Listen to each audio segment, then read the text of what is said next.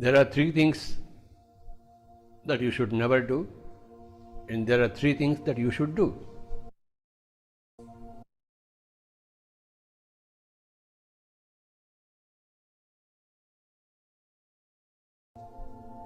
This was my research. What not to do is worshipping an idol or worshipping a person. Worshipping an idol is something crazy. And worshipping a human being is also very crazy. Okay. Although I was brought up in a Hindu tradition where we go to the temple, Rama statue is there, Rama God is there, Krishna is there, Shiva is there, we do namaskars and come back. All that culture I had gone through. But when I became an adult, I found it's all meaningless. When I further did my research in reading all the books and trying to understand the whole truth by so many great masters and saints, it is ridiculous to bow in front of a statue. Although it is given, the explanation is given that they don't see as the statue, they see as the God himself. That's a different thing, but not for me. Not for me to bow down. And I won't bow down, and I won't allow anybody to bow down if they would like to hear me, listen to me. So, many times we also heard this phrase, work is worship. That is the right worship. Worship is not worship. Worship is stupidity. Spiritual science stupidity. Stupidity from the point of spiritual science. It is greatness from the point of religion, but it is stupidity from the point of spiritual science. What to do? I find it stupidity, I speak it that way. So, doing that worship, that puja, see, you pluck a flower here and put the flower there on the statue. How dare you pluck the flower here? The plant is getting suffered because of you, and you are worshipping here, you are harming the God here, and you are trying to please the God here. What kind of a God are you? When you pluck a flower, that fellow is crying, the tree is crying. Why are you doing it to me? If you want to eat something, you can eat, but you are not eating. You are just plucking the flower, plucking the leaf and putting it here, doing Patri Puja, Pushpa Puja. No. The plant doesn't like it. How dare you do that? If you cut my ear and give it to Lord Shiva, will I like it? I won't like it. How dare you cut even my hair also you can't cut. My hair is my hair. How dare you cut my hair? Even if cutting my hair doesn't harm me, still you can't do it. Only you must take my permission. So, I am dead against puja. There is the first no. No, it means no. You want to do it, do it up to you, but it is not sanctified by Shastra.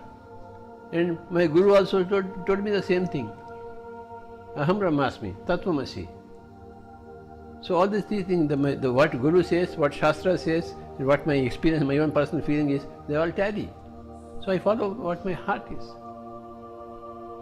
As Richard Bach said, your only obligation in any given lifetime is to be true to yourself. I don't want to be true to you, or true to the society, or true to my Hindu religion, my brought up. No, I am true to myself. The only obligation in any given lifetime is to be true to yourself. So I am true to myself. I will speak what I want to speak. And the second thing is no meat eating. No killing of animals and birds and fish to eat. Very, very horrible activity of the human being. How dare you do that? If somebody puts you in the water, what happens to you? The same thing happens to the fish when you take the fish out of the water. You want to be happy, but you want to kill others. Very, very, very horrible. Very, very horrible. An ant is going there, you want to kill that ant. If the tiger is coming to kill you, you can kill the tiger, but the ant is not doing anything to you. Why are you putting your leg on the ant?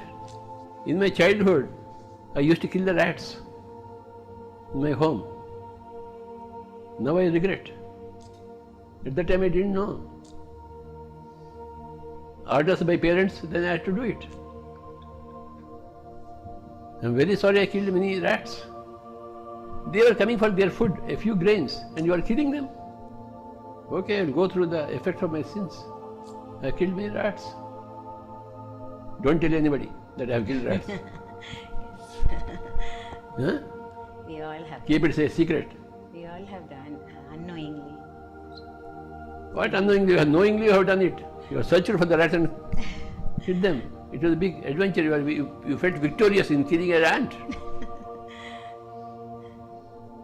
There's a compulsion of the situation. I can never forgive myself for that. That always pinches me, even now. What to do? So, no killing of animals, birds and fish. You should never give trouble to any animal, any bird, any fish. Even if when you put aquarium, you are limiting the movement of the fish. You should not have an aquarium for your sport. So there are many things. For silk, they kill the worms. You want silk to kill all the worms? Put them in the boiling water. Huh? Can't you have a cotton saree? Why do you want a silk saree? You want a silk saree. So I am dead against killing animals for food. Live on a tomato, live on a potato, live on an apple. So many fruits are there. Why are you killing animals? So the first thing is no puja, no worship. Second thing is no meat eating, no killing. And the third is no doctor. See, you have got a cancer because of yourself, and doctor is going to remove that cancer? No. You have to remove that cancer. You brought it into yourself by your stupid eating, by your stupid waste of energy. When you talk unnecessarily, when you think unnecessarily, you are wasting energy, and bacteria and virus will come and attack you because this body is the food for them. As fruits are food for you, this body is food for them. The tree is happily giving its fruits to you. You also give your body freely to the bacteria and the virus. Even after they eat, there is enough for you to have your body for you. No pesticides on the farms, no weedicides. I come from the fertilizer background, but I am against all the fertilizers, pesticides and weedicides. When I worked in the fertilizer company, when I recommended fertilizer pesticide, I was doing lot of sin. I was a great big sinner. But at that time it was earning a bread for me. So, no chemicals in the bodies. No chemicals for the plants, no chemicals for human bodies. You die, there is no death. Why do you want to live only in this body? When this body goes, there is another body is there, astral body is there, causal body is there. So many bodies are there, beautiful bodies. Why are you worried that you should live only in this body? Hang on to life? No. That is not spirituality at all. If you still see some tragedy in death, you are not spiritual at all. There is no death. In Bhagavad Gita, Vedavyasa says, Hato va prapsyase swargam, jitva va bhoksyase mahim, tasmat uttishta kaunteya yuddhaya krutanishyah. If you die, you go to Swarga. If you win, all this is reverse. Why are you worried about death? Na hanyate hanyamane sharire. When the body is killed, Atma is never killed. So, why are you worried about your death? There is no death. Then why are you worried about the doctors and medicines? You want to preserve your body? No, why? If my body vanishes now, what is it for me? Let the cancer come and consume me. If I have done my sins, then I have to pay for the sins. Happily I will pay. So no doctor, no medicine. Some things are there, like eye vision. So it's not a disease. So I get my eye operated. Okay. Or if I lose my tooth, I have artificial teeth. These are all good. These are not medicines. They are artifacts. Such things are good.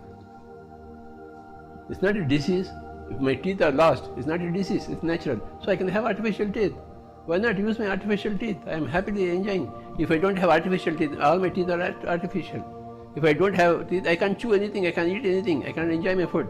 But with my artificial teeth, I can enjoy everything as I was enjoying earlier. All my teeth were going one by one.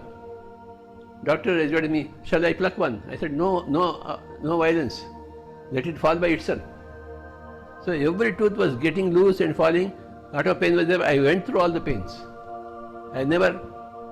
No violence on my tooth. It should fall by itself.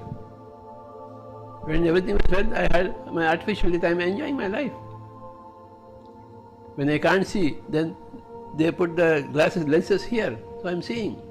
Okay. If you break some bone, you can have a rod here, so what? All those things are there. And for childhood. That is the beautiful modern medicine has given many ways. Take advantage of it. But for cancer, for liver, no way. You stop your non-vegetarian food, everything will be okay here. You do service to others, everything will be okay here. Take care of lesser, for great masters will take care of you. If you take care of your neighbor, higher people, masters will take care of you.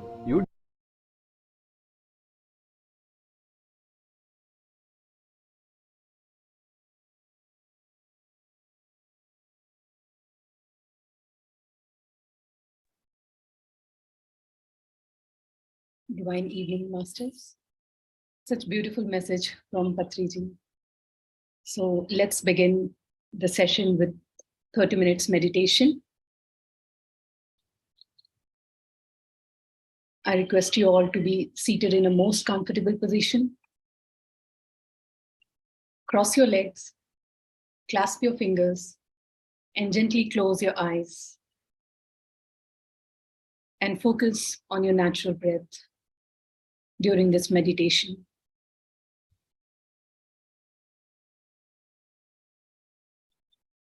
Thoughts may come, but just be an observer for those thoughts.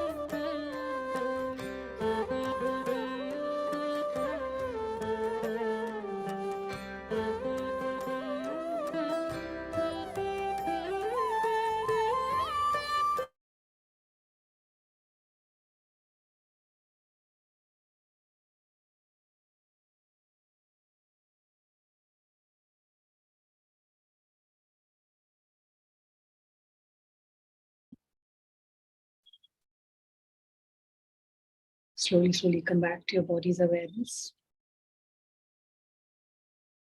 Observe your surrounding and open your both palms and place them over your eyes for 10 seconds.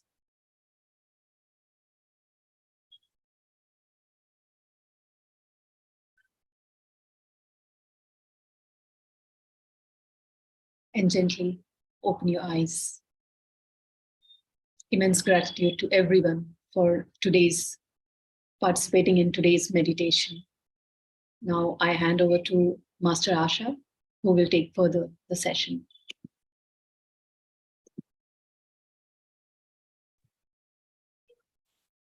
Atmavandan Masters, thank you for joining today's session. Today is day 6.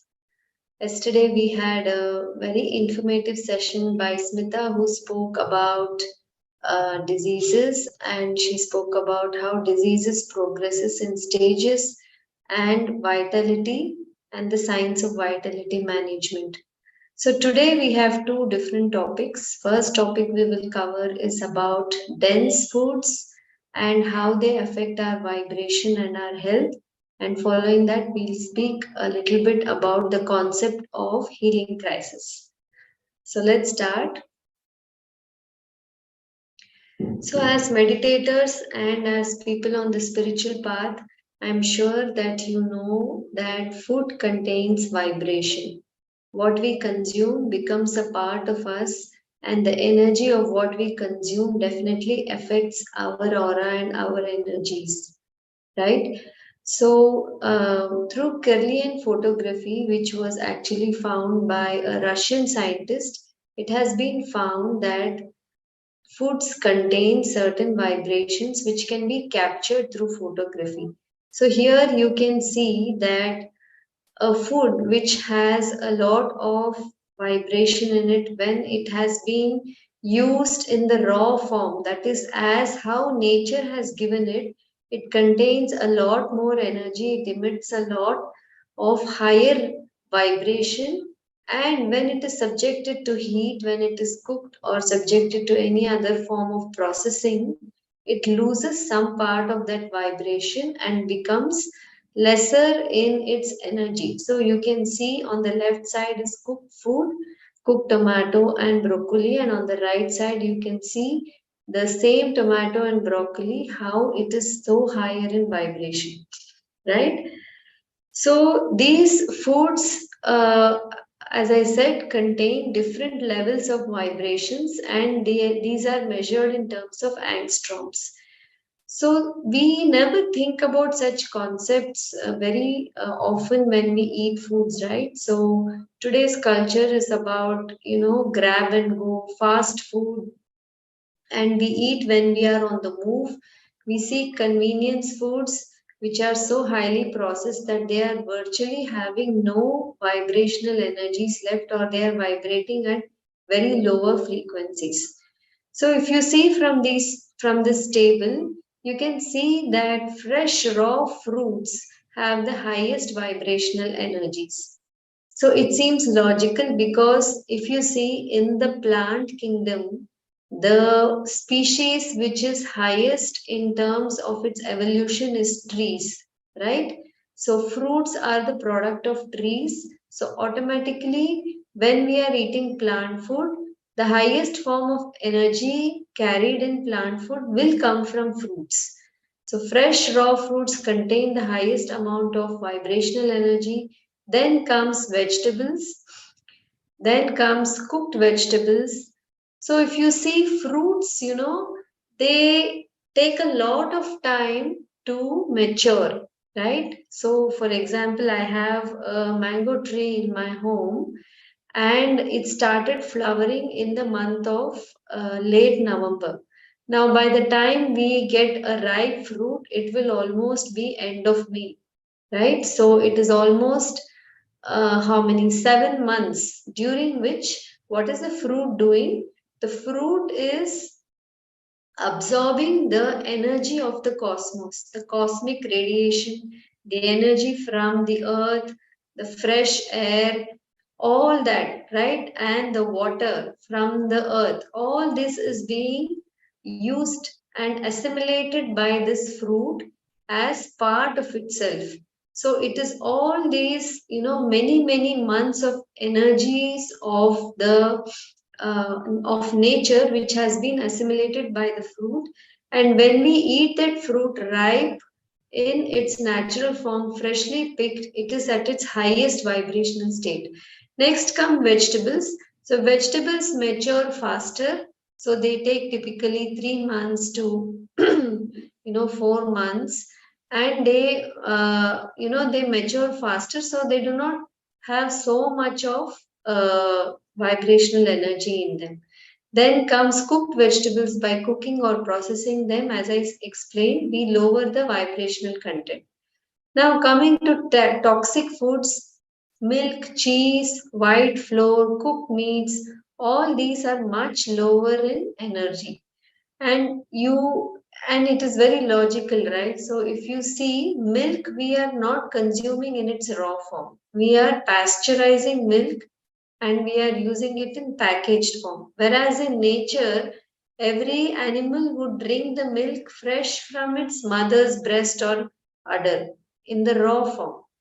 So, milk today, as Smita explained a few days ago, it is a product of cruelty the way it is being made today, right? So, it contains lower energy. The energy coming from milk, from meat, and the products of all these animal foods contain in them the energy of pain, of fear, of separation, and also all the chemicals fed into these animals which have been accumulated by all these animals. These animals have been separated from their own families. They have been confined for many years and months, and they are living an unnatural life, right? So they spend their entire life in servitude to mankind. So you can imagine that the products which are coming from these animals are also lower in vibration.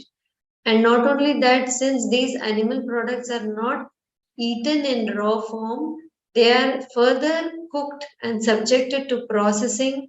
And the worst kind of these foods are those which are processed in factories and coming to us. So, all these are tamasic foods or energies of lower vibration. So you see that our human body contains an average energy vibration of 6,500 angstroms. And if we are diseased or having chronic degenerative diseases, it is even lower. So when we consume energies coming from animal foods, from refined foods, cooked meats, it is going to lower our average energy and take us further down. So how do we feel that? Is we feel low in our energy. We experience lower emotions like jealousy, anger, depression, anxiety, and physically also we start experiencing different forms of diseases. So we have to be very careful and pay more attention to the kind of food we eat. The more we eat of foods which are higher in energy, the more vibrant and healthy we become. And not just eating food mindlessly, but the way the food is prepared, the way the food is stored, the energy with which we eat the food, the way it is presented, and with the kind of gratitude we eat, all these also matter. So, food is energy, food is life, and we have to pay a lot of attention to what we are putting into our body.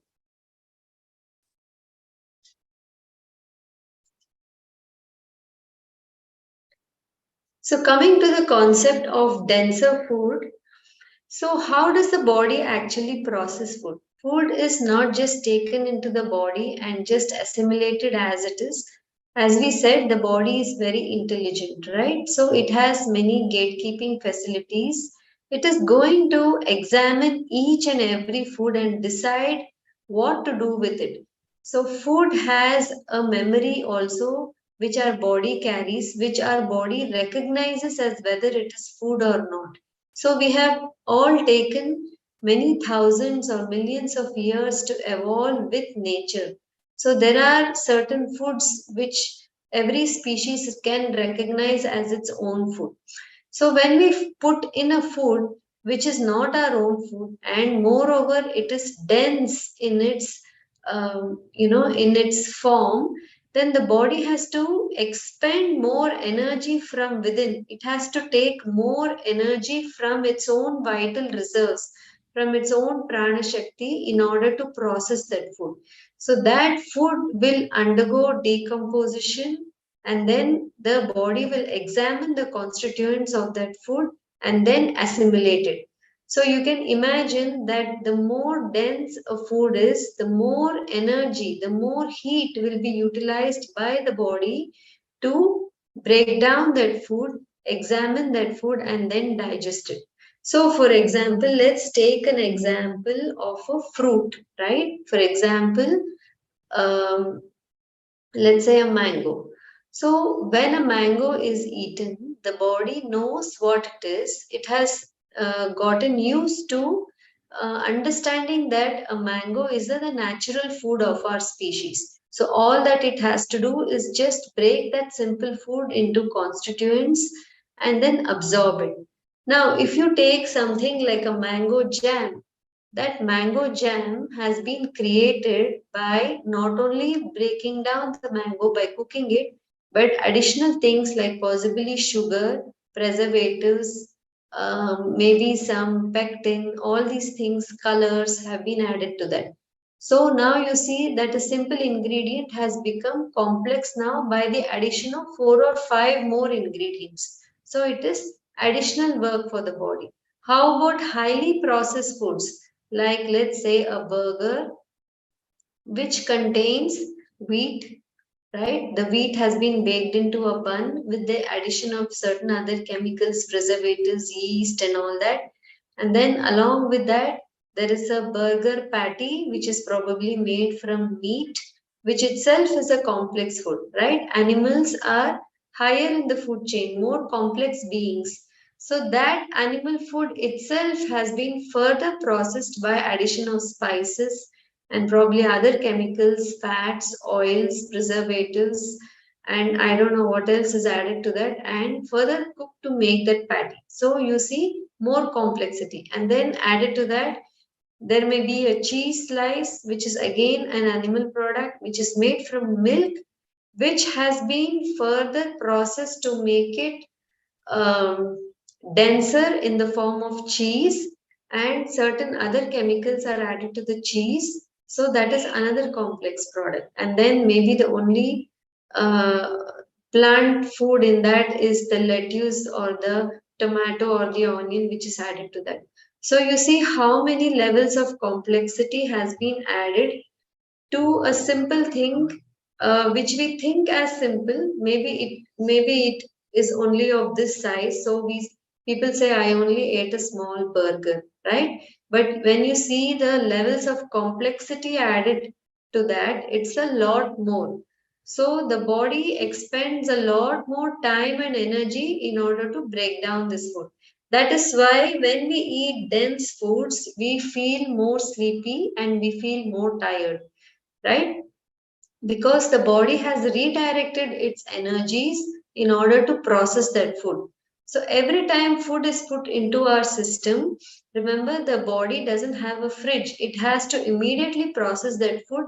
Otherwise, that food is going to ferment inside and get toxic. So all a majority, like Smita explained, 85% of our energy is now channeled towards digesting that food. So the more dense a food is, the more complex it becomes for the body to process it. Even foods like alcohol, which is a highly processed, highly refined foods, right? So basically, it is a combination of a fruit or something else, and in addition, a lot of chemicals, and then it has been kept for a long time where it has lost its vital energy which it carried. All these things take a lot of time by our body.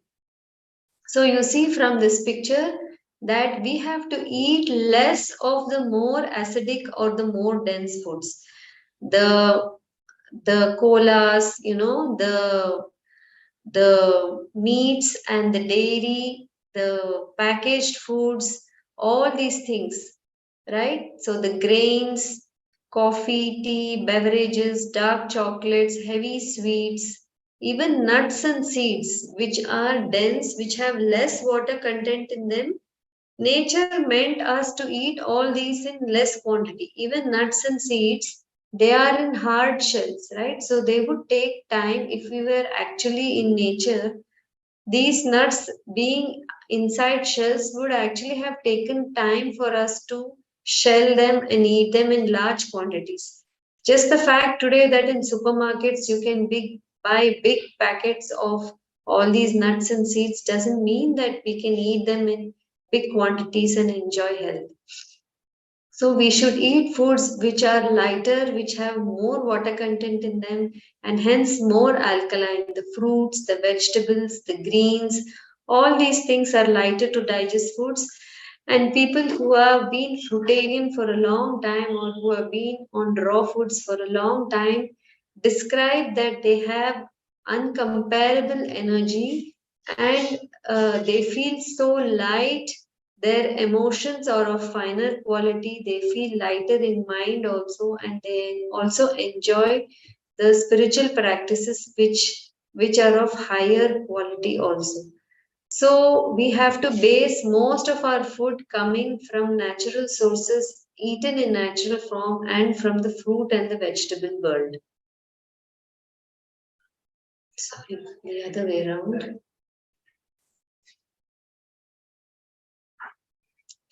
So now coming to the myth of high protein and high fat food. So today we have been fed this story that the more dense and the more energy rich a food is, the more energy we have and the better it is for us, whether it is sports persons or growing children or even people who are older and who are going through some health issues. They have been asked to consume more fat, more protein kinds of foods. There are many kind of diets like keto diets and high fat high protein diets which are very detrimental to the human body. Actually, our body is like an alchemist, right? Not just our body, every living organism in nature can consume natural elements and make what it desires. For example, to make a coconut fruit, right? It's a fruit, right?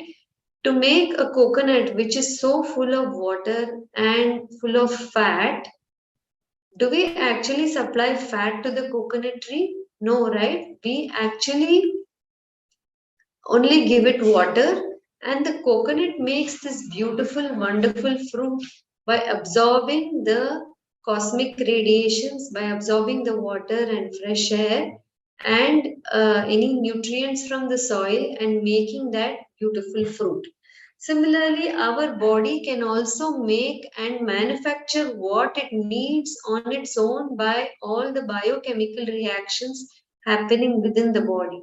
If somebody wants to gain weight, it doesn't mean that they need to eat more fat or more protein.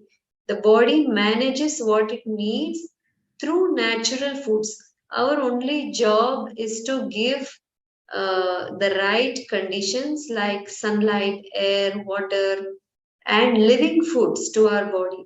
And using these, the body, like an alchemist, it makes what is needed. So we don't need to supply extra from outside and overload our body. So when we eat excess fats coming from oils, whether it is refined or cold pressed oils, the curd, the cheese, the butter, the ghee, all these things, thinking it is good for us, not only us, but we are feeding a lot of these to our children, due to which our children today are also going through obesity and other health issues. It causes a big load on the liver. This is one of the main reasons for fatty liver. And these animal fats, especially, they are high in cholesterol. So cholesterol is a kind of fat which comes from animal products. It is made in the liver. Hence, only animal products have cholesterol. So when they get into our body, right, they get deposited in the tissues, especially in the inner lining of the blood vessels. So the blood vessels start getting narrower and raises the blood pressure of the body. Then these fats also cause insulin resistance. They do not allow the insulin hormone to work properly so that the sugar or the energy which has been obtained after digestion cannot enter the cells and provide the nutrition to the cells. Right? So even oils are one of the highest density foods on the foods which we consume, right? So all these things are going to cause the blood to become sluggish, the blood to become overloaded with fats and toxins because they do not have any fiber, right? So fiber actually slows down the processing of these high dense foods and fats causes the fats to be released slowly into the blood. But when we are having all these refined foods and animal fats without fiber, they cause blood sludging. So blood starts flowing slowly. It cannot reach nutrition to all the cells. It reduces the oxygen content in the blood, and then the cells, like, they scream for nutrition and help. So it is this is nothing but what we feel as pain. So the pain we feel in different parts of the body is one of the main reasons is coming because of the consumption of overconsumption of high density foods. Now, all these circulating fats and toxins, what does the body do? Yesterday, Smita explained that stage 6 of disease is the formation of stones, formation of cysts, formation of tumors, right? So, it is a state of induration or hardening.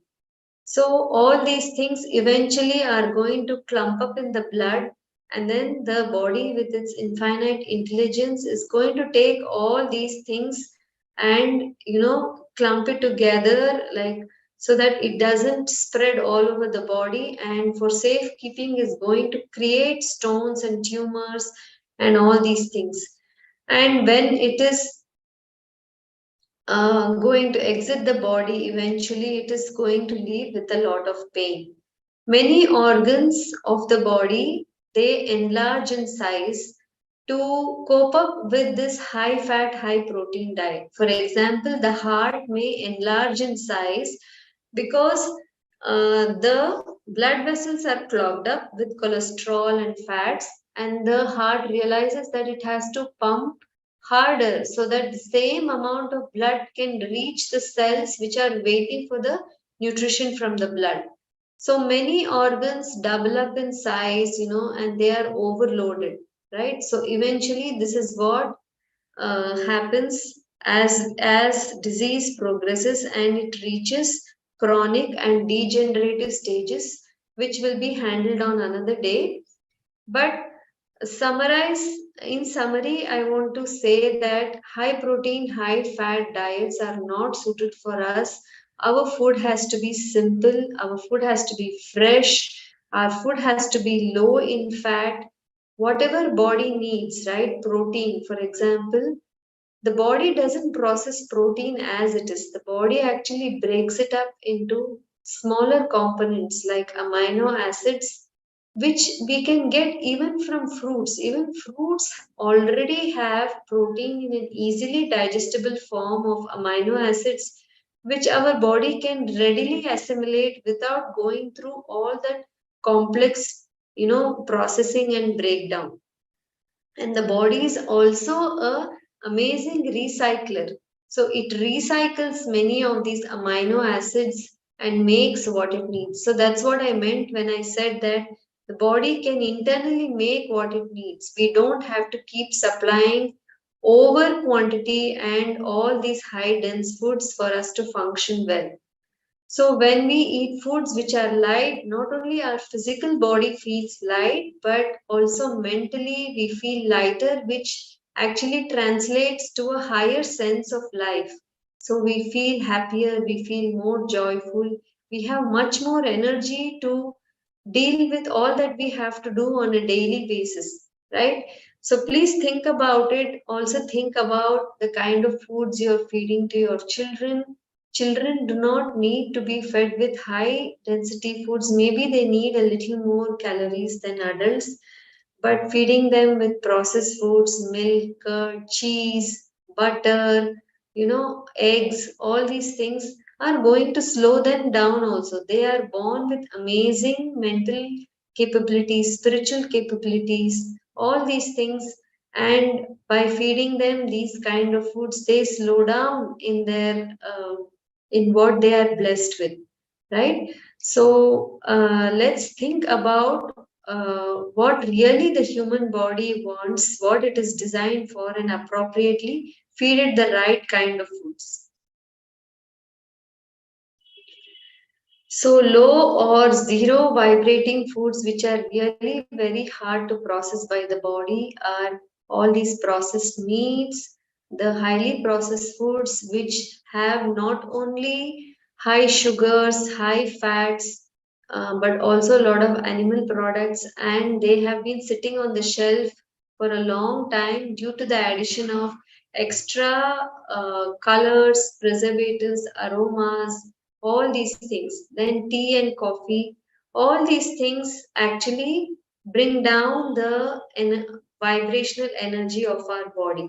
So it is the life in the food which counts, because that is what gets added to our body. So dairy, all forms of dairy, milk, curd, ghee, and all animal foods, eggs, meat, sugar, which is a refined form of naturally occurring sugar cane, suji, maida, refined flour, products of wheat, honey, sugar, store-bought man-made items, very spicy foods, alcohol, cigarettes, caffeine in all forms, for example, tea, coffee, green tea, all these things bring down the energy level of our body and should be reduced and eventually eliminated from our daily diet. So this was also like a kind of repetition of the refined foods which I did on day 2, I think. So it was a nice revision, I hope. So let's work on alternative recipes for all these dense kinds of foods. Let us look at how we can also change our old favorites and make it in a healthier way. All that information will be shared in the following week, in the next week.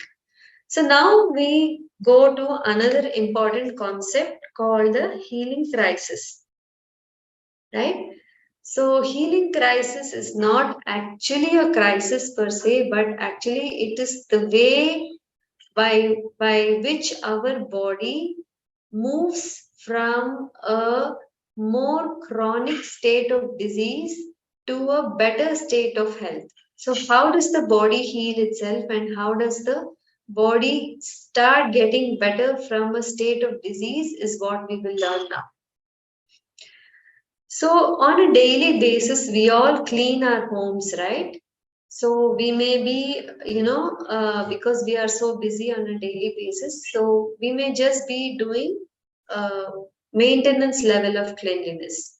But on special occasions, for example, Diwali, or on days when we have more time, or in the weekend, we may decide to do extra deep cleansing, right? So we may be sweeping under the bed, behind the almirah, or take out all the old stuff from our kitchen shelves and then do some deeper cleansing.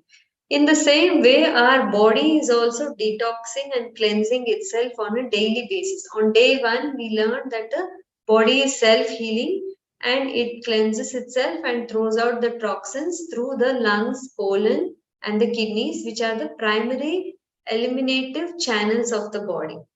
So the body is doing daily cleansing and housekeeping as a means of self-preservation of life.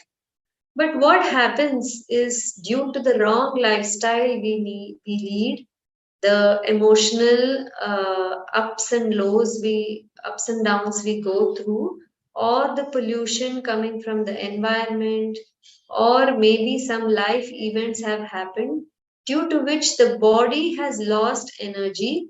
So Smita spoke about this as stage 1 of disease, right? Enervation. So the body doesn't have enough vital energy to do the daily housekeeping effectively. So what happens is, slowly these wastes get backed up in the body, and slowly the waste level keeps going up little by little by little every day. At some stage, it may come to a stage where it may be too much, where the body senses a danger and the body decides to start a more deeper cleansing, right? So this is the intelligence of the body at work. The body decides that a deeper cleansing, a more faster elimination process has to be started, so that the threat to life, or the vital actions of the body are not stopped. So what happens is that the body opens additional gates in addition to the lungs, colons and kidneys and the skin, which probably are now overloaded and saturated with toxins. The body opens additional gates in order to flush the toxins. So this can be through the mucous membranes, which is the mouth, throat, nose, eyes and ears, anus, genital organs and the nipples in the lactating female. So these are additional exit points which the body has in order to throw out the toxins. So this is what we experience. So when the body throws out toxins, for example, through the throat or the nose, we experience it as cold and cough. Sometimes there may also be elimination from the eyes whenever we have allergies, or even when we have a cold, the eyes are also inflamed and start being watery, right? Many people also eliminate waste through the ears. So there is a ear infection or pus coming out through the ears. All these things are actually what is known as a healing crisis. That means the body is trying to restore homeostasis and it is doing deeper cleansing. In some cases, the body's metabolism may also be higher. So the body has gone into a more frenzied action. Body has risen the temperature inside so that older toxins may be liquefied and thrown out. So this is what we call as the mechanism of fever. So all these are things not to be feared, to be suppressed by medicines or through any other forms, but to be celebrated because the body is now doing deeper cleansing. So healing crises are nothing but colds, coughs, sneezing, diarrhea, loose motions, even certain eliminations which happen through the skin, like itchy skin which erupts suddenly. For example, pox fevers, right? Smallpox, measles, all these things are not happening because of external germs or viruses, right? All the seasonal flu, they are not happening because of germs or viruses, but these are body initiated in order to reduce the toxic overload inside the body. So healing crisis means a deep cleansing is going on, right? So we have to understand this and celebrate this vital action of the body. If we do not have an understanding of this, if we misunderstand this intense cleansing activity of the body, we may take the wrong action and pop in a pill or rush to emergency care or get ourselves tested, or all these things which will put a further break on the body's cleansing action, and either the body will stop the cleansing or it may get even worse because we have now interfered with what the body was trying to do. So do not panic or worry. The body knows what it is doing. Self-preservation is built into each and every cell of our body. So we don't have to worry about it. The right action is being taken by the body. All that we can do is patience, watchful waiting, and supporting the body. So offer gratitude to this wonderful intelligence of our body and just take rest. Rest is the most important factor in healing. Rest can be taken on 3 levels. Excuse me. So we call it the 3 P's of rest. So physical rest, that means the moment you sense a fever coming on, just go to bed, keep yourself warm, open the windows, and just take some physical rest as much as your body needs. Second is psychological rest. Avoid worries, panic, arguments, or any stresses of any kind. If you have, if you've got to work, it is better to apply leave. It's better that kids don't go to school because a lot of energy which the body needs for cleansing will be taken away by mental work, right? So we want to conserve as much energy as possible. So better to stay at home and better to take rest. And the third one is physiological rest. As we know, a lot of energy is needed by digestion. So we have to decrease the digestive load on the body at the time of a healing crisis and allow the body to focus entirely on cleansing. So the best is to be on a liquid diet, whether it is water or juices or at the max juicy fruits or coconut water. This is the best thing to be followed during a healing crisis. And rest assured, the body is doing its job. If a healing crisis is handled well, if it is followed as per the nature cure principles, like I spoke about, within 3 to 4, maximum 4 to 5 days, the temperature will come down on its own because healing is automatic, right? The storm will pass in a few days, the mucus secretion will go down, the coughing will go down, and the fever will stop, and the body temperature will come back to normal.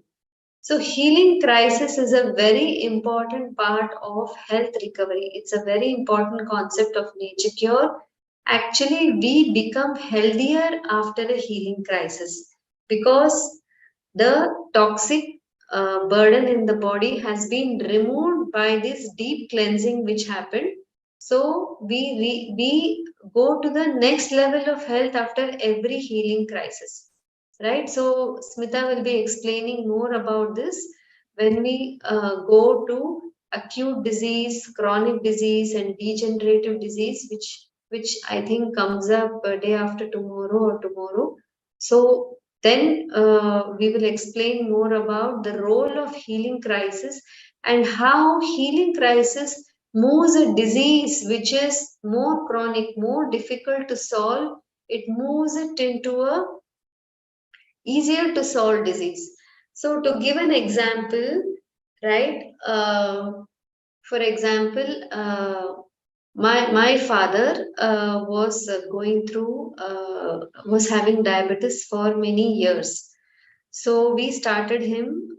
He was taking medicines for many years, and we started him on a plant-based diet, on a nature cure lifestyle with sunlight, proper rest, air, lot of raw foods, no oil, all those kind of stuff. So what happened that his body was able to conserve a lot of energy. And now with the conserved energy, the body is looking for opportunities in order to start deeper cleansing. So it's just like, when let's say you want to buy a house or you want to buy something, you're going to keep saving money at every opportunity, right? And once you have enough money in your savings bank, you're going to go ahead and buy, whether it's a house or a vehicle, or maybe invest in something else, or maybe you wanted to do a course, right? Whatever it is. Same thing. So now the body, with the conserved energy, decides to go into deeper cleansing, right? Remember that every degree of heat which the body needs to rise needs to increase, will take energy, will take the inner prana shakti of the body. So once enough energy is conserved, the body has an inner calculator. It calculates that, okay, now is the right time to raise a healing crisis. So my dad had a fever, and the fever went on for 3-4 days. So during that time, he had also some cold, and he had in elevated temperature. So I put him on just water, and if he was feeling like something else than water, he used to take some diluted fruit juice and all that. And he also had some eruptions on the skin, which was basically the medicines being thrown out through the skin. So everybody kept calm at home. I was explaining to him what his body was trying to do. And after 4 days, the fever, anyway, after 3 days, the fever was coming down, and by the fourth day, the fever was completely gone. And his sugar levels came down to normalized levels, and he started feeling hungry after that, and he started having more energy, right? So you see that every time some cleansing happens, the body experiences more energy and chronic diseases get reversed. So when people have been in a chronic state or a degenerative state for a long time, they may go through multiple rounds of this healing crisis. So this is the only way to get better, right? We have to go through our karma of whatever we have done to our body. We have to bear all these healing rounds which happen in our body. We have to support it. So, if we understand this mechanism, we can do it with more gratitude and happiness. If we don't understand, we will be in panic, we will get scared, and we will not know why these repeated fevers, why these repeated crises are happening, and we may be suppressing it. So education is very important, education over medication. So let's understand this. So next time you have a fever or a cold and a cough, tackle it the right way by taking plenty of rest, liquid diet, and taking time off from work. So only the first time will probably be a bit worrisome for you, but once you know that the body heals spontaneously and automatically without the need for any external aid, you will get the confidence to heal, to handle it better and better every subsequent round. And once you get the confidence, you will be easily enabled to help your children whenever they go through these crises, right? So I hope this was understandable. What is a healing crisis and what are dense foods? All these things are what I wanted to cover today. So thank you for listening, and now we are open to questions. Asha, there's a question on the chat. Ma'am, can we heal gallbladder stones and kidney stones with plant-based food? What is the diet plan? Yes, it is possible. So stones are basically a stage of induration. So it is an advanced stage of chronic disease. So it will require a lot of energy conservation. It will require you to move to a high raw diet, to make changes to your lifestyle, to slow down, to to connect more with nature, to also mentally work on yourself. So all these things along with plant-based foods is going to conserve energy, and the body is probably going to initiate a few rounds of healing crisis, and the stones will eventually be autolyzed or broken down by the body, and it will leave through the usually through the kidneys, through the urine. So it is possible. It may cause a little bit of pain, but many people have done it.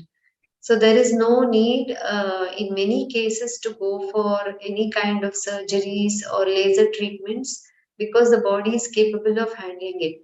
And all these treatments, right, they are temporary, because if the cause, which is the high fat or the high protein and enervating lifestyle, is not corrected, the stones will reform again. Correct. Sanju, can you please unmute yourself?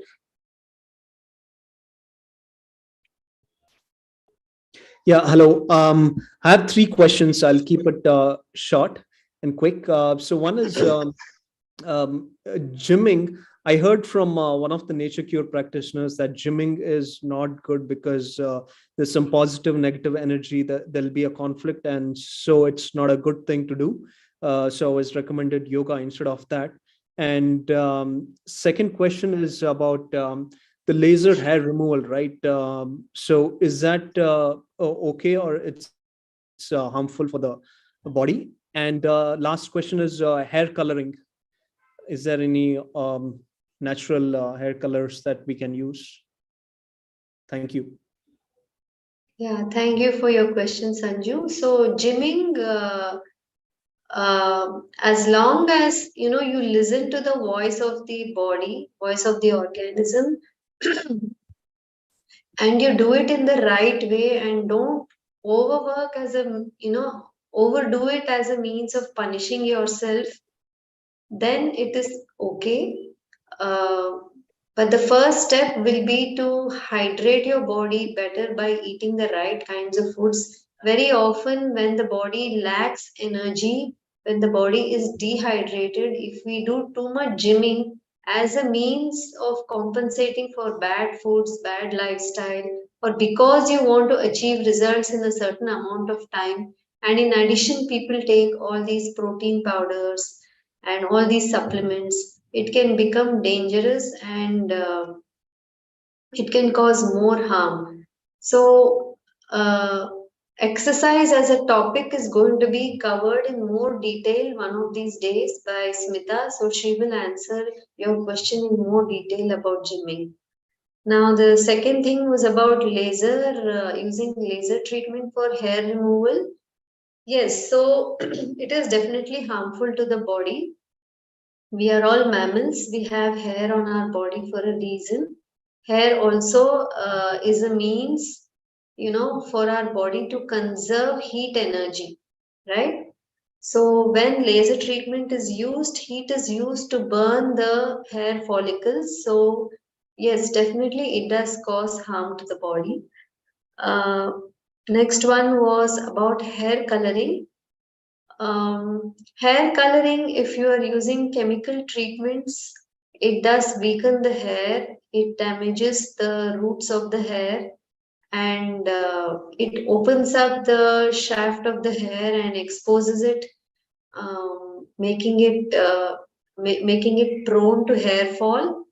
So I would rather say enjoy the natural color of your hair, whatever be your age, embrace it.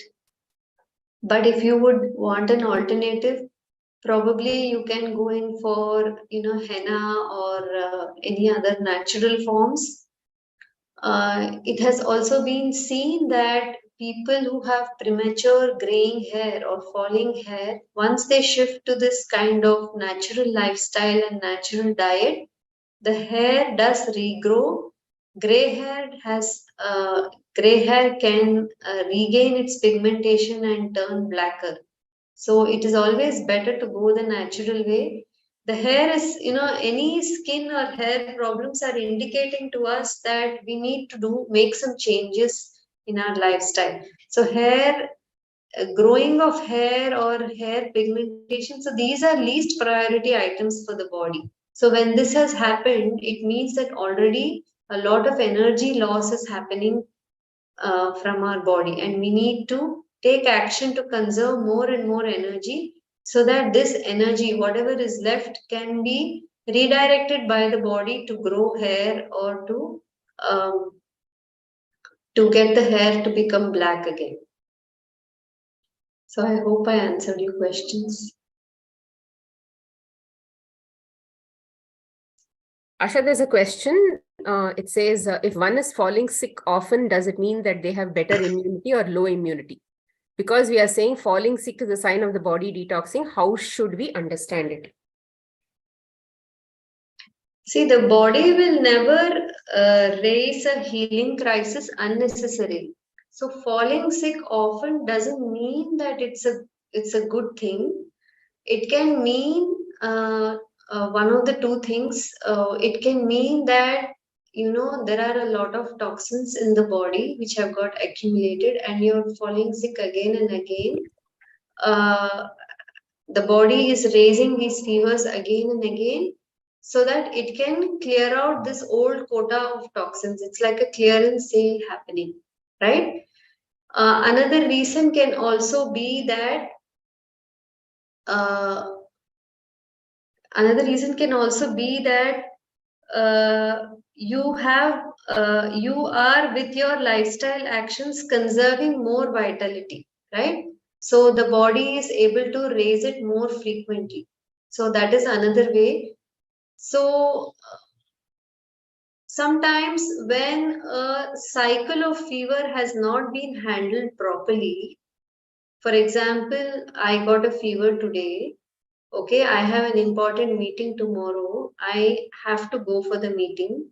So I pop in a pill, or I don't take rest and I travel and I attend the meeting. So a lot of energy has been drained there. So the body may decide to stop the fever because obviously the body has now got to redirect its energy to meet whatever you're asking from it. So this cycle of fever has been suppressed, right? So at the next opportunity, whenever you conserve energy, whenever you're in a relaxed state, the body will raise the fever again, right? So anytime the cycle of fever has not been allowed to finish its job, it may keep coming back again and again. Anything else you want to add to this, Nita?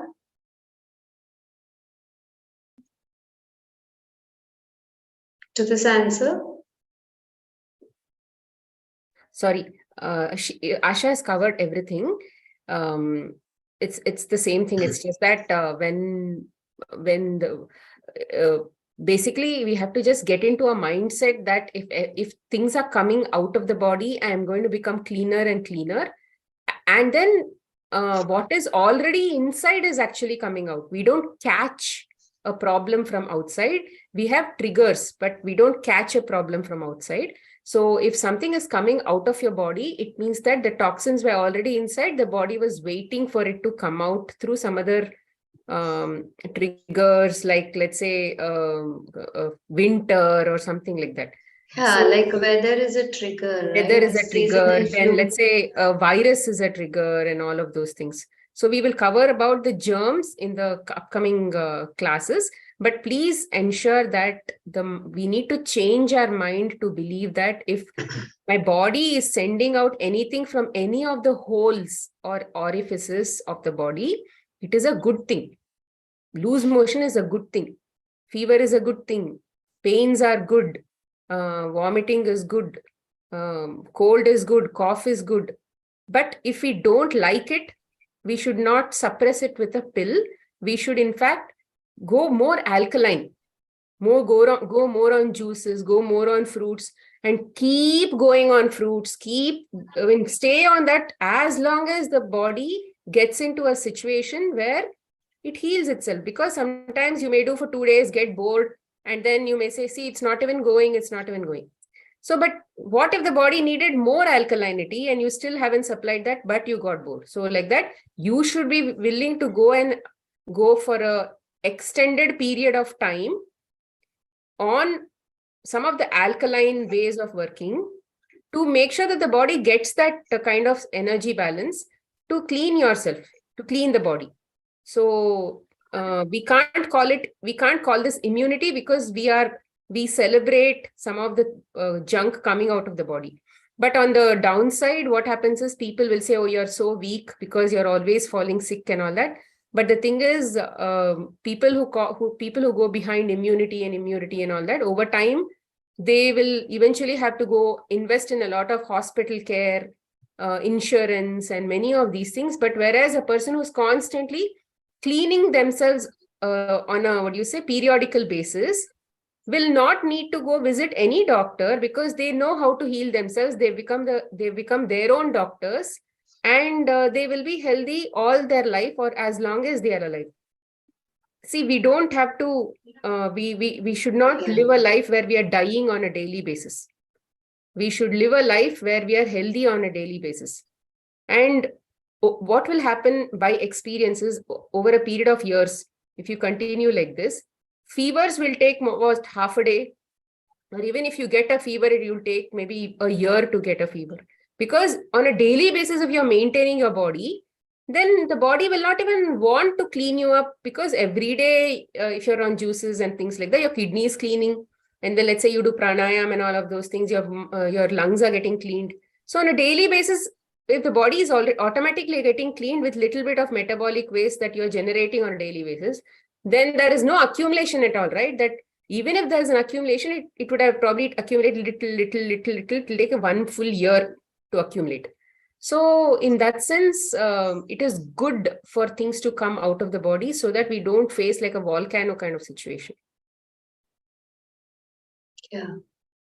Thanks for explaining, Smita. So there's one question on the chat. I thought we should answer it because maybe people on YouTube, listening on YouTube, they can't see the chat, right? So there's a question about whether fruits will cause diabetes because of the sugar in them.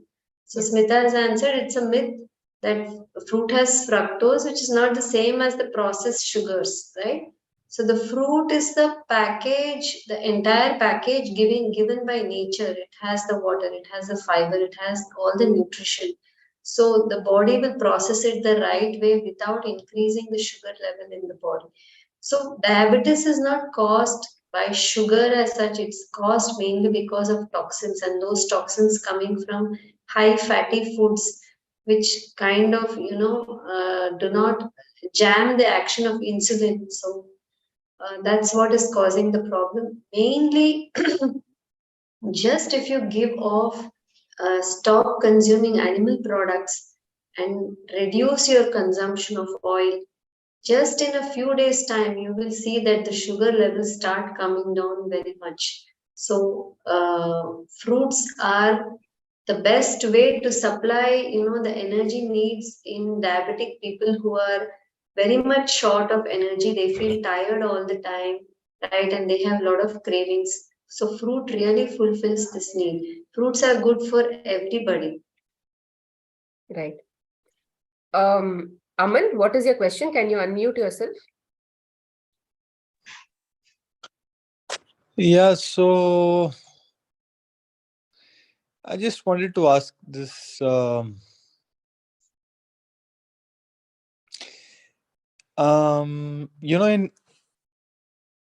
of course we all have here. I mean, you guys have told that you personally you've gone through and it failed you, like Ayurveda and all.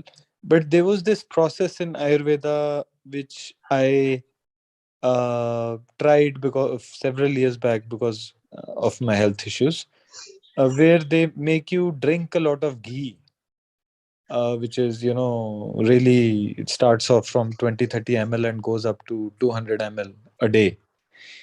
And rest of the day, you mostly fasting and um, um, mostly fasting and having maybe a little bit of khichdi if required.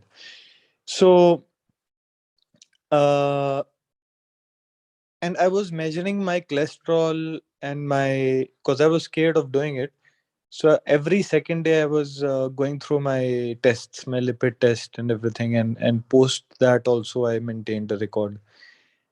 And I still can't seem to understand why my triglycerides came down from 560 to below 200, and good cholesterol improved and bad cholesterol came down, and everything else seemed to normalize, and I Your answer is in your question only, Aman.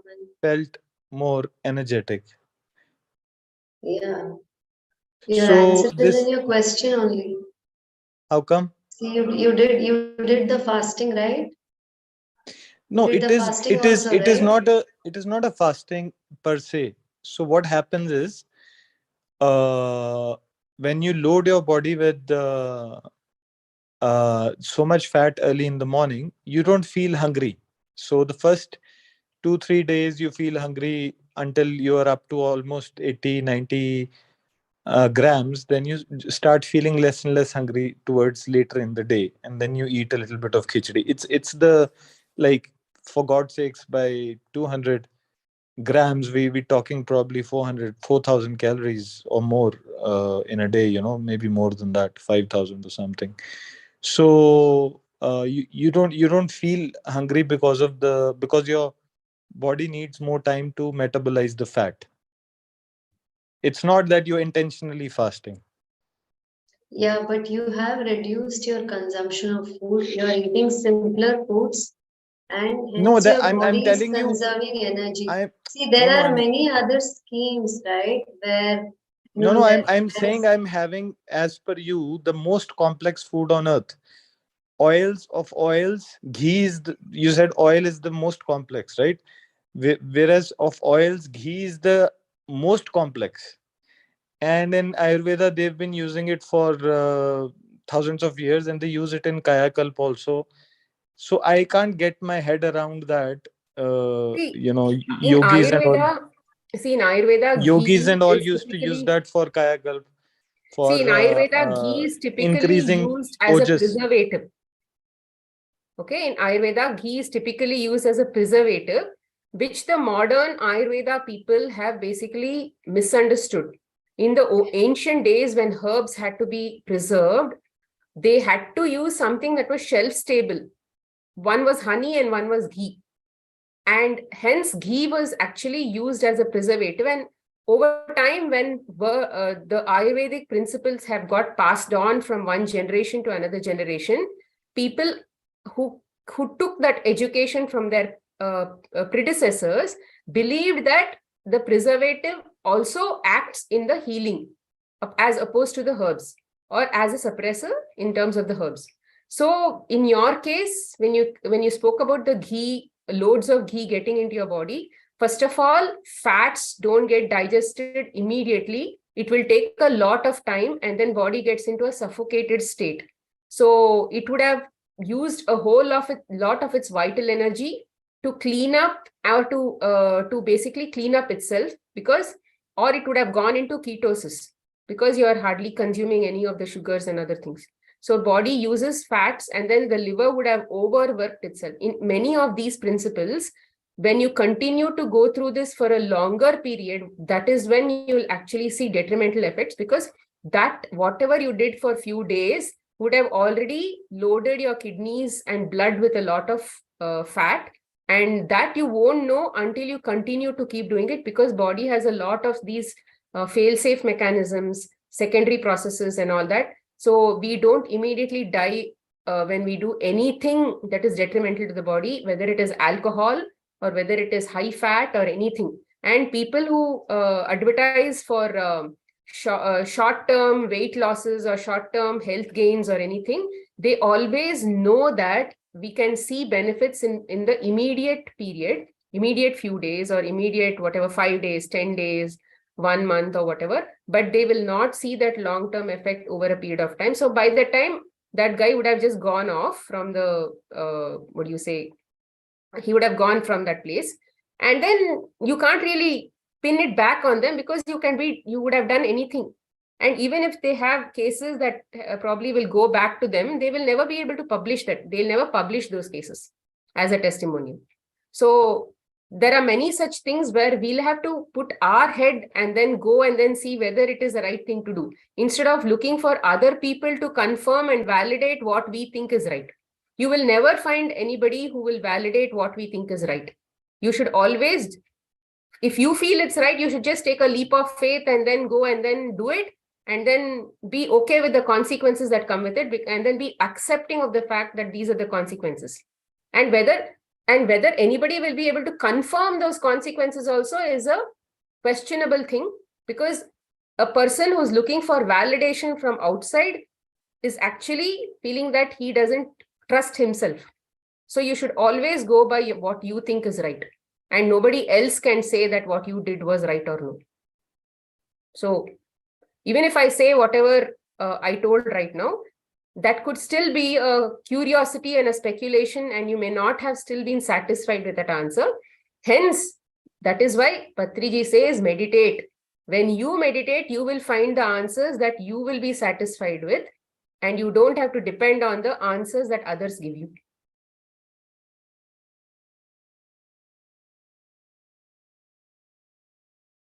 The best way to live our life is to tune with our own intuitive mind. And that is when you'll get the right answers and you'll learn to trust yourself. And then our life moves forward. Otherwise, we will never be able to move forward as long as we have this mind which is constantly trying to, what do you say, doubt life happening in front of us, or whatever choices we make in life. Every choice we make in life is always the best thing in our life. Sorry to interrupt, Smita. I have another coachee waiting for me. It's a bit serious Yeah. case. I need to go. Okay, sure, Ash. I think I have one more Yeah. question. I'll handle that, not a problem. Yeah. Thank you, masters. See you all tomorrow. So I'm there's one leaving more now. question. Can we boil the veggies like carrot, beets and eat and drink water? Does it have the same benefit as consuming raw? So cooked is cooked, raw is raw.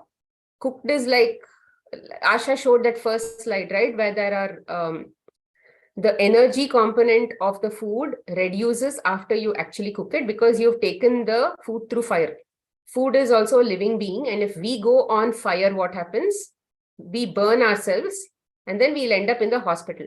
Similarly, those vegetables also will end up in the hospital. They'll be in that condition. So it is not the same as consuming raw. But then we eat it because of pleasure. We are not eating it because of thing. So typically why we started eating cooked food is because over a period of time, humans moved on from eating raw.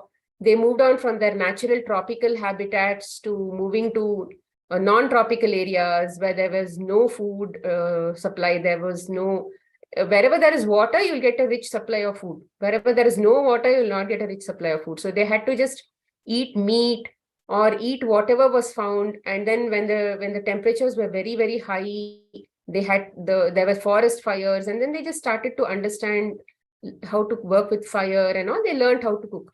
But it's just a curiosity, because today if you get a new skill, let's say for example, fermentation is a new skill that has come that came in the market over a period of time. So people went to ferment everything that they had, because there is a lot of joy in creating anything that then we should not say that, oh, they created the wrong things because fermentation is bad. You could just say that, oh, people were just being creative. They were just exploring their creative side. But then it's your choice whether you want to eat it or you don't want to eat it. So like that, everybody will continue to keep cooking, but doesn't mean that it may always be right for your body. Somebody else with a very high vitality may be able to eat cooked food all their life and be okay. Somebody with a low vitality may not be able to eat even, let's say, one curry. They may need raw food only. Who knows? So it just depends on person to person basis.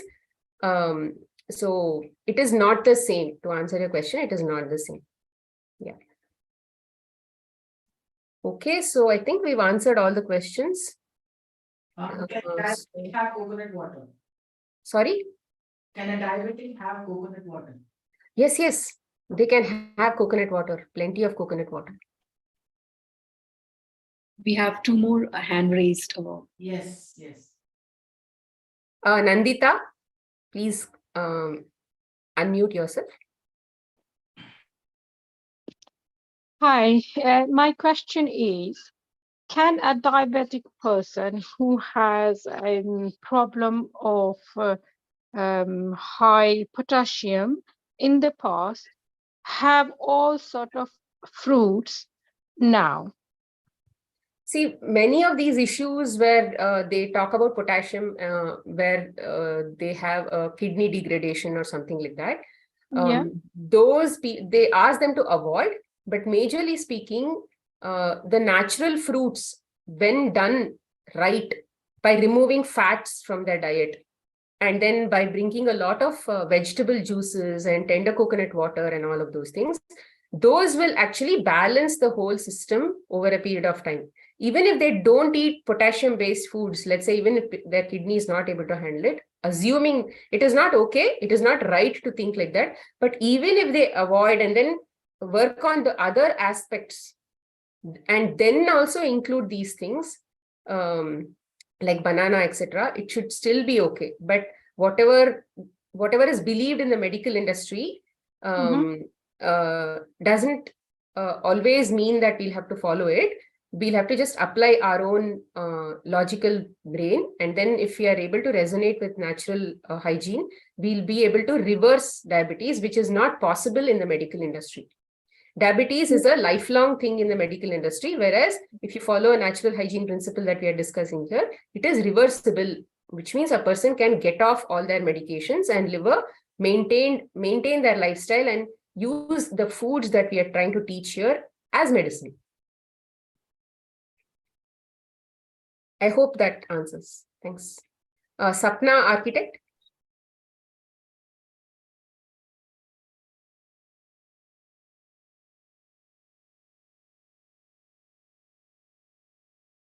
Sapna, you're on mute.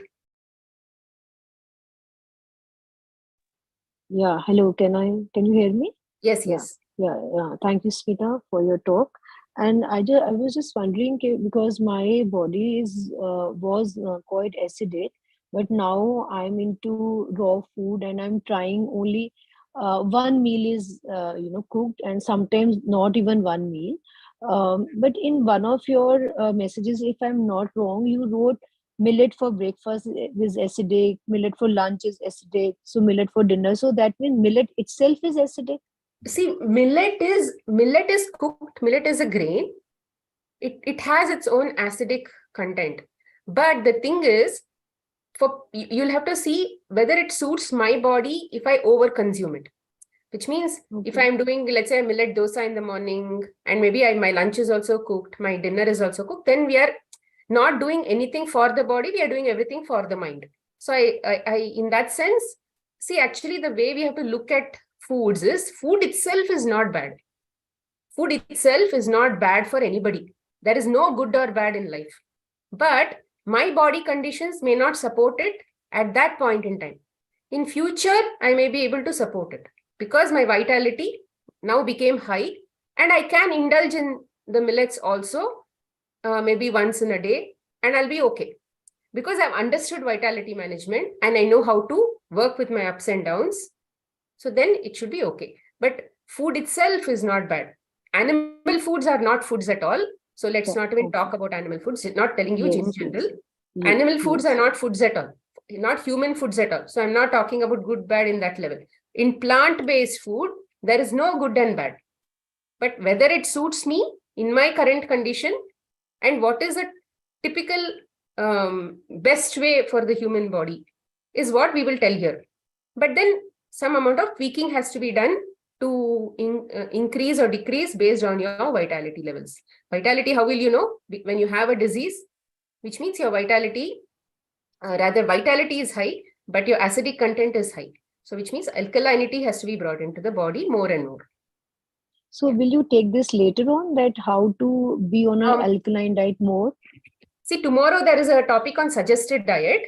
I think subsequently we'll be talking about chronic, the diseases, some of the acute diseases, the other stage by stage of the diseases. So there I will also be talking some amount of food aspects, food and then how to heal at a general level. Because like potato and sweet potato, you can only eat when they're boiled. Yeah. So will you consider there are it people as who eat acidic? it raw also. It is just a matter of preference. Okay. Yeah. Okay. Because I was not aware how to eat those, but probably actually people do. People eat even raw banana raw. They grate it and have it. They eat even a sweet potato raw. They grate it and have it. And then they eat even brinjals raw. So there are people who do full raw also with menu. See, if you want to use that, you use. But then if you don't like brinjal, for example, you don't reuse brinjal, but then you can use the other raw foods. Yeah. But is the potato, sweet potato and these boiled potatoes are alkaline or acidic? Typically, everything that has life is alkaline. It is still alive, right? It is not rotten. Life means, okay. It is not rotten. Life means when they're raw. I mean, I want to understand this. See, when you pluck any fruit or a vegetable from the tree, they are still alive. Yes. They are dead when they are beginning to rot. The life is going away from them. That is why they are rotting. Rotting is a fermentation process, or the degradation process life will be going. That's why the scavengers are coming to attack them, take that food or organic food back to the soil for recirculation. Okay. So these boiled are not harmful. Not harmful. In the cooked category, they are better than eating grains because they are directly vegetables. And peanuts? Grains, the reason is they are not our foods majorly because we can't even chew them and eat it. Vegetables, though, we can at least chew them and eat it. Yes. Right? Yes. Grains, we can't even chew them and eat. They don't have taste also. Pigeons can eat them. We can't eat them. Yeah. We have just inculcated that habit. So it is not natural for a human to eat grains. But then it tends to fill up our stomach more. So we continue to eat it. Because we don't want to hunt and go look for food a long time again and again. No? So that's why that habit was developed by our ancestors. And today we are slightly going back in the reverse direction where we are trying to trace our roots back. So now is the time for us to get educated and then maybe be leaders in the area and guide the subsequent generations. One last, roasted peanuts are acidic or alkaline? Roasted peanuts are supposed to, especially peanut butter and all that, are very acidic. I've seen those numbers.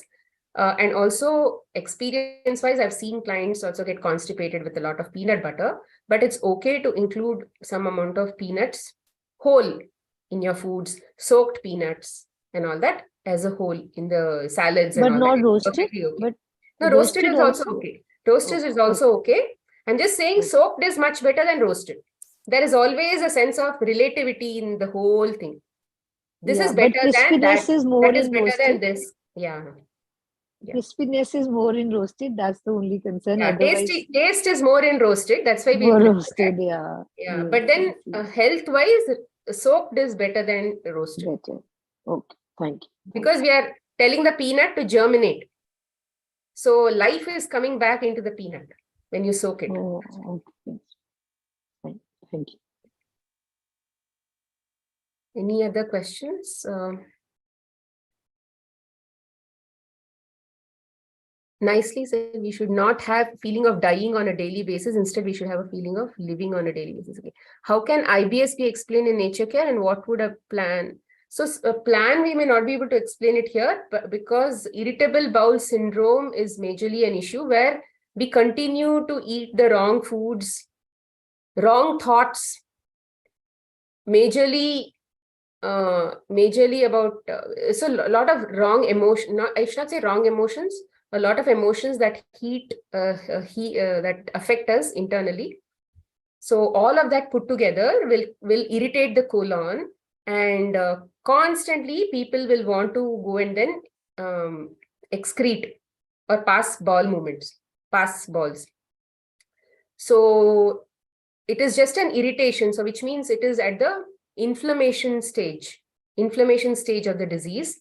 So the only way is to majorly eat raw foods, cut down all kinds of animal foods. Even then, animal foods though is anyway given in the entire in all this entire course. Animal food is anyway a no. But apart from that, also in these cases, it's best to stay very high on juices and fruits and all of those things to majorly ensure that if you have a wound, what happens? It is like the colon has wounds inside.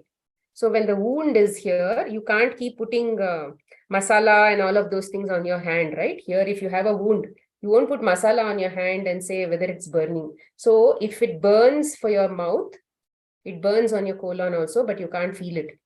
So you should think that your stomach or your colon has wounds. It is all red. It is like a burn. Okay, so that is why you have to treat it like a baby, and slowly it will heal. So if you're allergic to nuts and seeds, I think it was covered in one of the days by Asha, second day or something, it was covered, first day or something. So she had made it clear that initially when you're sensitive to nuts and all that, it is majorly because of the toxic load on the system. But as and when the body detoxifies, they will be able to include that in the subsequent periods. But it's best in those detoxification periods to avoid something that, let's say, causes problems in the body. Problems in the sense, I'm talking about, let's say, rashes or something like that. I'm not talking about, let's say, if you have a loose motion, or let's say if you have a bloating or something, that will anyway, that is not allergy. It is because of the condition of the gut. Sprouts also is okay, definitely. Moong sprouts, moth matki, all of those things are okay, no problem. It's a raw thing, sure. I have wheezing problem. So again, yeah, wheezing problem is also something that can be eliminated. Do the diet, continue your emergency care, whatever is your inhaler and all of that, because it's a issue. Initially, you can't remove the inhaler, but slowly, as you increase the diet, your severity of the attacks will go down, and the frequency of the attacks also will go down. And you will only get the confidence to remove your inhaler. Until that confidence comes, please don't remove your inhaler. And then over time, just follow the diet. Diligently keep following. Within 1 to 3 months, you will definitely see progress. Okay, fine. I think we are done with questions.